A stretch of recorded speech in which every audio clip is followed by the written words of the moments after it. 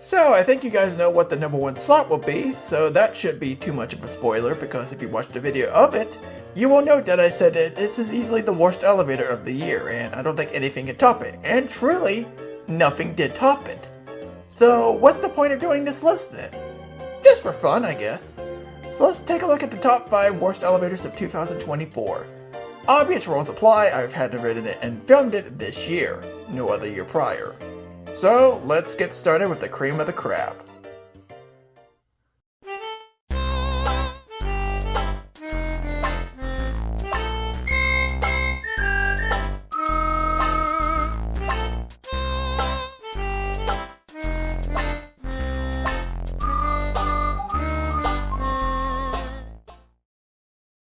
I'll tell you, the number 5 slot came out of thin air because I did not expect it to be this bad when I first found it at the last minute.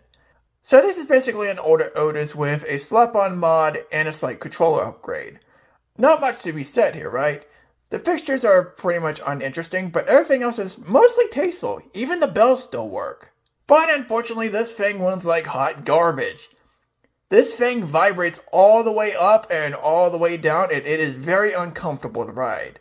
Honestly, this thing rumbles so much it feels like the cables would snap. Like, it's that bad.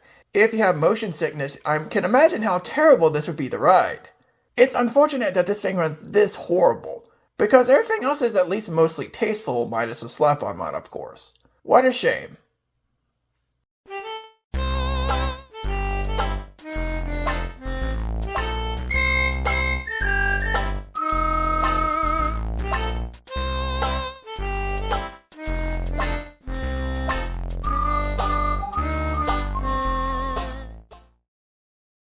You know, I never thought my trip to Biloxi would uncover so many terrible elevators, but here we are. Let's take a look at these Montgomery Kone parking elevators, which have, seen better days to say the least. So the main elevators were modded by Schindler, but these were left original, and I don't know why. Because it easily seems like this is easily worse off than the main elevators. So why is this still original? I mean, just take a look at it. The condition is horrible. Some of the lanterns are missing the covers, some of the buttons don't even function correctly, and it just looks super run down.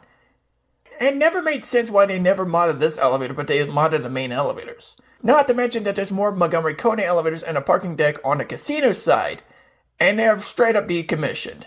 Even if they ran, I probably would not step into those either, because they look to be just as bad, if not worse than these. Sometimes I just don't understand people's logic. Let's mod the main elevators, but not the garage elevators. Especially considering the garage elevators are much worse. But, welcome to reality. I don't like it.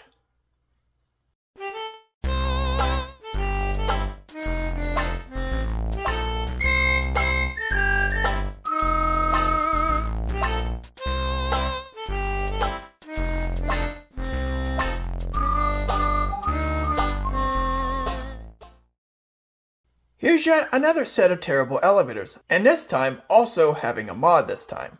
These were likely Dovers that got modded by Otis in the mid-2010s when this hotel reopened. Keep in mind, this was damaged during a previous hurricane in the 2000s. Man, what the fuck happened here? One thing is that I had to wait almost 20 damn minutes just to film these elevators, and it was not worth it. From the outside, they look like they would be new installs. They're not. And to add insult to injury, the mod looks so lazy. But that's not even the worst part.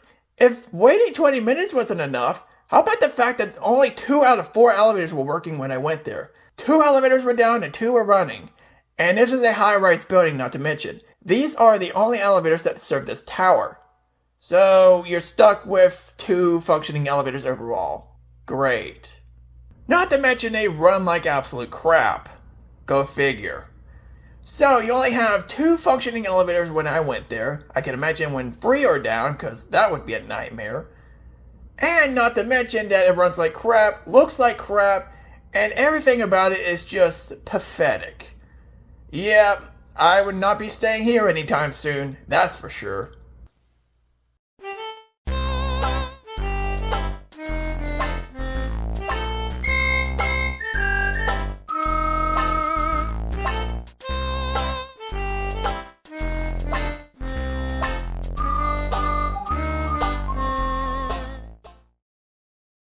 So that one Schindler 338 would have been on the list had it not been for a last-minute curveball.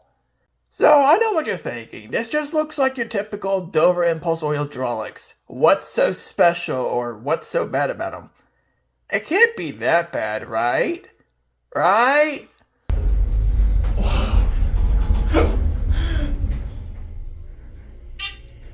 Well, yep. I wasn't joking when I said this was a last-minute curveball. This thing ran like the jack was about to snap in half.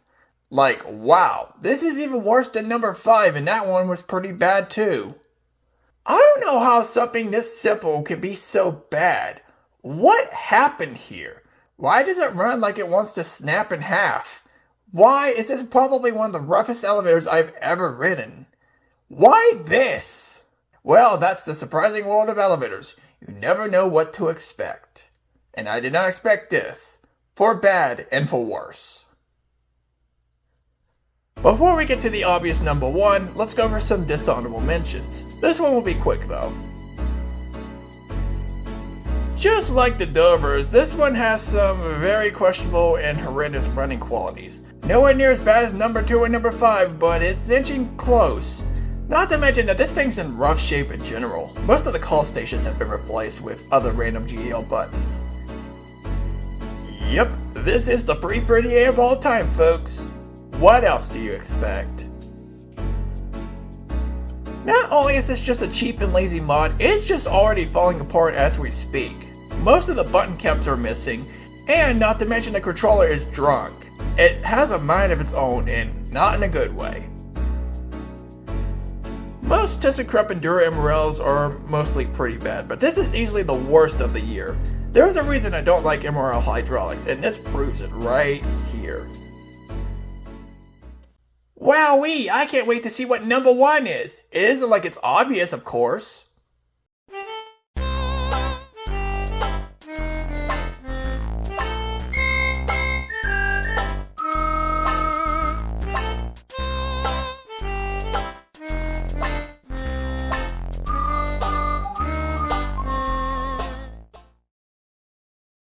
So I should probably get some backstory on this particular elevator itself, because the obvious number 1 pick was the obvious number 1 pick. But this is an elevator I've been tracking since 2021.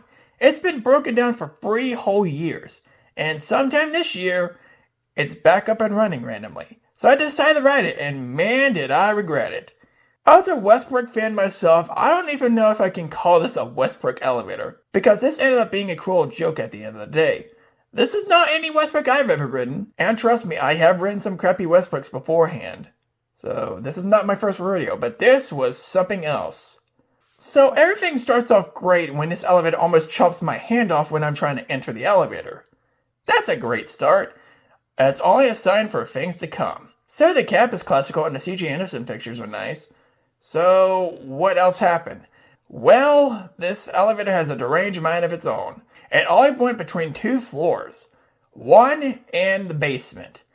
It didn't even go up to 2, even though I pressed 2 obviously. So something was going on with the controller, because it kept cycling between 1 and 2.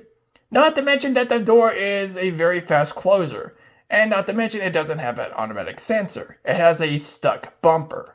So I was stuck in the elevator for a good little bit, and I actually started to get a bit panicked. Eventually, I timed it right and got out of the elevator just fine. But it still continued looping until it eventually broke down. More than likely. As of today, this elevator is broken down. Again. What a shock. Honestly, at this point, just decommission this damn thing because there ain't jack shit saving this. A $5 mod ain't gonna do fuck all. I'll just tell you that much. Just put it out of its misery already. This is easily the worst elevator of 2024, and easily the most dangerous elevator I've ever stepped into. And trust me, I have stepped into several death traps already. But this is the cream of the crap. And that will conclude the worst list. I hope you guys enjoyed, and I'll see you guys next time.